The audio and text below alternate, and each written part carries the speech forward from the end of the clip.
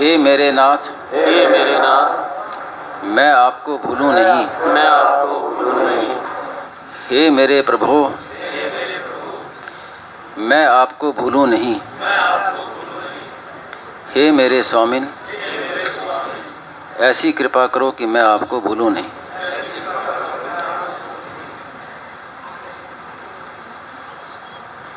बताइए, कोई प्रश्न हो तो बताइए आपका।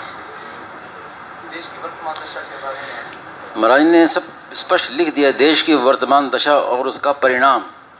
तो इसको पढ़ लीजिए, इस पुस्तक को पढ़ लीजिए, मालूम पड़ जाएगा कि आगे क्या होने वाला है। उसने महाराज ने सब साफ लिख दिया है, देश की वर्तमान दशा और उसका परिणाम। और महाराज जी जो सुना भविष्य का, तो वो यहाँ कहने लायक नहीं है। और जो वातावरण चल रहा है जैसा है तो ठीक है, इस विषय में मैं कुछ कहूँगा नहीं। महाराज जी कहते थे सुना तो है पर ऐसी चाल तो नहीं थी है। हाँ, आगे क्या होने वाला है ये महाराज ने पहले संकेत कर दिया, उसमें साफ लिखा है। उसको पुस्तक को पढ़ लीजिए और उस विषय में मैं क्या कहूँ। अपना तो एक ही बात है, स्वामी जी महाराज से प्रश्न पूछा कि समाज का सुधार कैसे हो, तो महाराज ने कहा कि अपना सुधार करो। अपना सुधार, इसी में ही समाज का सुधार है। समाज का सुधार करने से सुधार होगा नहीं। अगर किसी के भीतर में राग द्वेष, ईर्ष्या द्वेष, पाखंड भरा पड़ा है और वो चले समाज का सुधार करने, तो वही दशा होगी जैसे झाड़ू में मल लगा हुआ है और उससे हम कमरा साफ कर रहे हैं, सफाई कर रहे हैं, तो क्या होगा, उल्टा और गंदगी बढ़ेगी और बदबू फैलेगी। तो इसलिए अपना सुधार। और अपना सुधार क्या है कि जिस काम में हम लगे हैं, महाराज जी की पुस्तकों का प्रचार करना, सत्संग करना, स्वयं उनको अपने आचरण में लेके आना, इससे जो प्रभाव होगा, इससे जो लाभ होगा, वो लाभ और कोई उपाय से होगा नहीं। जब जब पृथ्वी पर कष्ट आया है तो सब देवताओं ने, सबने भगवान को पुकारा है। तो महाराज जी की तो एक ही जो बात महाराज जी पहले कह गए उपाय, जो आगे आने वाली है। महाराज ने एक बार स्पष्ट कहा था कि जो भयंकर स्थिति आगे होने वाली है, तो एक ही उपाय है कि हे नाथ पुकारो भगवान को। वृंदावन में यही की बात है, वृंदावन में राम धाम में स्वामी जी महाराज को रात को स्वप्न आया था। तो स्वप्न अभी मेरे पास लिखा हुआ है लेकिन अभी पूरा स्मरण नहीं आया।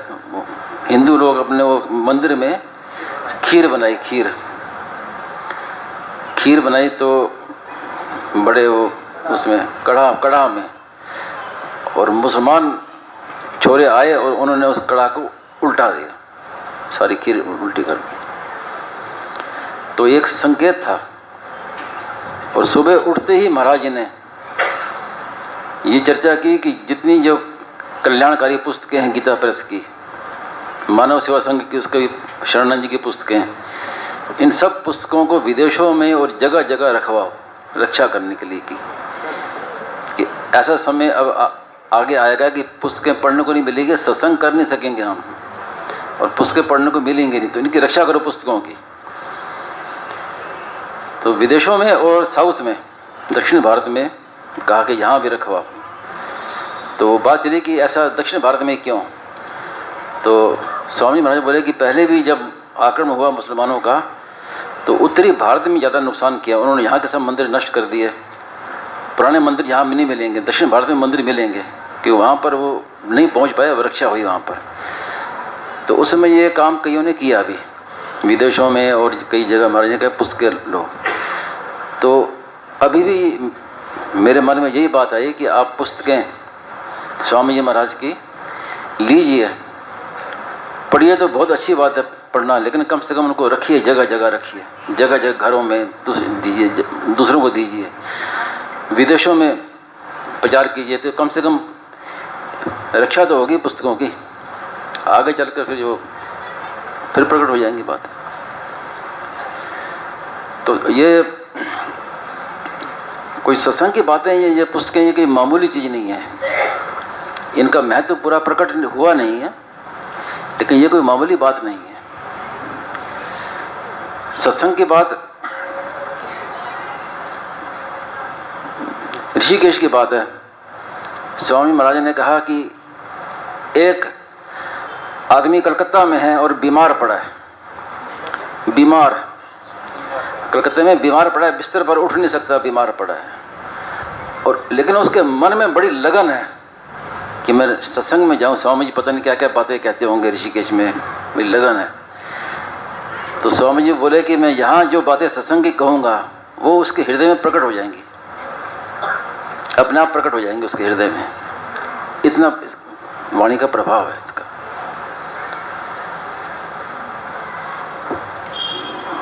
और एक ने महाराज से पूछा कि महाराज जी आगे, अब ये बात स्वामी जी पर के विषय में भी हम समझ सकते हैं कि स्वामी जी महाराज की अगर अभी सेठ जी तो अभी है नहीं, लेकिन मैं कोई सेठ जी से कोई प्रश्न करना चाहूँ, पूछना चाहूँ तो कैसे पूछूं?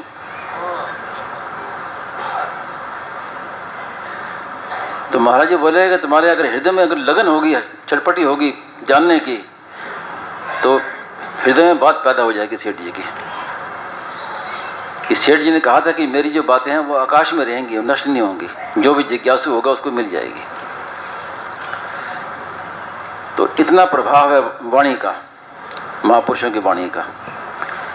और जैसे मैंने बताया सुबह कि महाराज जी सेठ जी के विषय में सुना कि वो भी जो लिखते थे तो वर्तमान के लिए नहीं लिखते थे, ये भी सोचते थे कि भविष्य में 100 वर्ष के बाद, 500 वर्ष के बाद, 1000 वर्ष के बाद कोई इसको पढ़ेगा तो उस पर क्या असर पड़ेगा, वो दृष्टि में रख के लिखते थे। तो संतों का इतना है। तो अपना यही कहना है कि बस महाराज जी की पुस्तकें खूब पढ़ो, पढ़ाओ, प्रचार करो खूब इन पुस्तकों का। गीता प्रेस की अगर कोई रक्षा चाहता है तो रक्षा भी इसी में है कि पुस्तकें लो और प्रचार करो गीता, इसी में तभी रक्षा होगी। जब पुस्तकें नहीं बिकेंगी, नहीं लेंगे तो कैसे रक्षा होगी? तो जी आपने इसमें लिखा है कि महाराज जी ने कहा कि हमारी पुस्तकें हजारों साल तक साधकों का मार्गदर्शन करेंगे। हाँ, ये तो महाराज ने कहा हजारों साल तक साधक रहेंगे और पुस्तकें छपेगी तभी दर्शक हजारों। और हाँ, महाराज ने ये कहा कि हमारा जो प्रचार है यह भी जड़ से है। बाकी लोगों को जो प्रचार दिखता है ये ऊपर का भभका है, ज़्यादा समय रहेगा नहीं। और हमारा जो प्रचार जो हमने किया है वो भी जड़ में, और धीरे धीरे वो प्रकट होगा, वृक्ष बनेगा तो तब उसका असर होगा। तो ये हमारा जो ठोस प्रचार है, ये भभका नहीं है। ये अभी नहीं मालूम देगा, लेकिन भविष्य में मालूम देगा कि कितना हम ठोस प्रचार हुआ है। आपने सुबह फरमाया कि 450 साल बाद घर घर में साधु संजीवनी होगी, तो गीता प्रेस होगी तभी होगी ना साधु संजीवनी घर घर। ऐसा तो नहीं कह सकते, ऐसा तो नहीं कह सकते, लेकिन वो समय 450-500 वर्ष का फिर अच्छा समय आएगा और फिर कोई और संत होंगे या और प्रकट हो जाएगी, पैदा हो जाएगी। लेकिन ये होता है, बीच में विनाश होता है, उसके बाद फिर विकास होता है। इसमें एक बात स्वामी जी ने वैज्ञानिक रूप से बताई कि ज्योतिष में जैसा होता है कि ये अभी पूछते हैं कि इस समय कौन सी ग्रह दशा चल रही है, तो ग्रह दशा के फिर अंतर, उसके दशांतर, फिर उसके प्रत्यंतर, ऐसा होता है कि मुख्य ग्रह की क्या दशा है, फिर उसकी अंतर दशा क्या है। तो इस प्रकार ये मुख्य जो है इस समय शासन है कलयुग का। अभी लोग कहते हैं कि इस पार्टी का राज्य है, उस पार्टी का राज्य है, तो मैं इसको नहीं महत्व देता। अभी पार्टी तो कलयुग की पार्टी, उसी का शासन चल रहा है अभी और अभी चलेगा। तो वास्तव में शासन कलयुग का है। तो महाराज ने कहा कि ऐसे ही कलयुग में भी अंतरदशा चलती है चारों युगों की। कलयुग में सतयुग, कलयुग में द्वापर युग, त्रेता, कलयुग में कलयुग। तो कलयुग में कलयुग आएगा तो फिर तो कहने क्या, कैसी भयंकर दशा होगी। तो बीच बीच में कलयुग में जब सतयुग की दशा आती है तब ये एक साथ संत प्रकट होते हैं।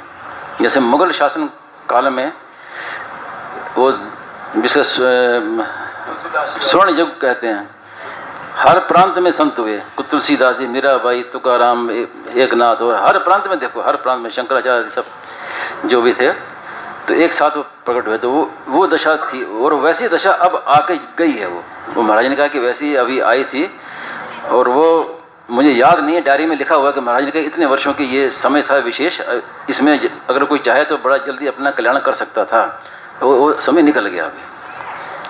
तो ऐसे हो सकता है आगे फिर ऐसा समय दोबारा आएगा, तो फिर महाराज ने कहा है कि 450-500 साल के बाद फिर आ जाए हमेशा।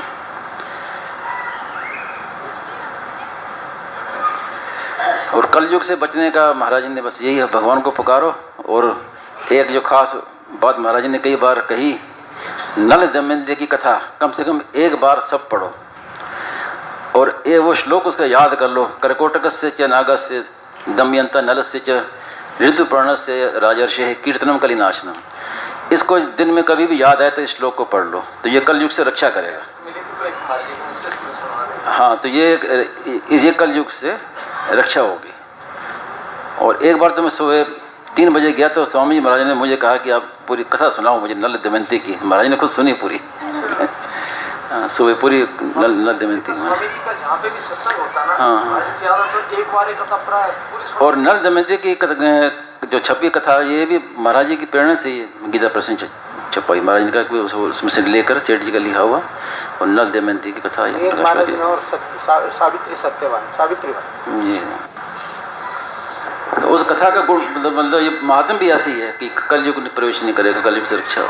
नल दमयंती महाराज जी ने जो पुस्तकें छपवाई थी, नल दमयंती की भी और सावित्री सत्यवान, और एक और पुस्तक है भगवान के रहने के 5 स्थान। भगवान के रहने के 5 स्थान जो गीता प्रेस में प्रकाशित पुस्तक है, उसको भी महाराज जी कहते थे इसकी भी बहुत आवश्यकता है। और सावित्री माता बहनों के लिए जो सावित्री सत्यवान नाम की पुस्तक गीता प्रेस से अलग होकर छपी है, और ये नल दमयंती का चरित्र, ये 3 महाराज जी की पुस्तक प्रेरणा से। तो खास कलिनाशनम गीता प्रेस में गोरखपुर में भी सत्संग हुआ था, तो हमने वो नल दमयंती का चरित्र सुनवाया था। तो मैंने पूछा महाराज से भी कितनी बार कथा पढ़नी चाहिए, तो महाराज ने कहा मैं एक बार पढ़ लो, एक बार ये पूरी पढ़ लो, उसके श्लोक याद कर लो, और उसके बाद दिन में कभी भी याद आए तो इसका अच्छा कर लें।